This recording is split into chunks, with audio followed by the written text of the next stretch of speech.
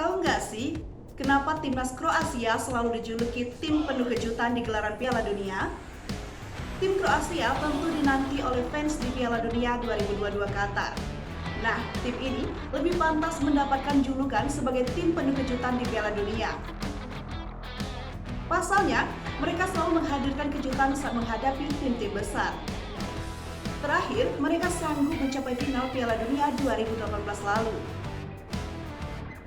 Walaupun di beberapa edisi terakhir hanya sanggup finish di fase grup. Bahkan, pada musim 2010, timnas Kroasia tak sanggup lolos kualifikasi.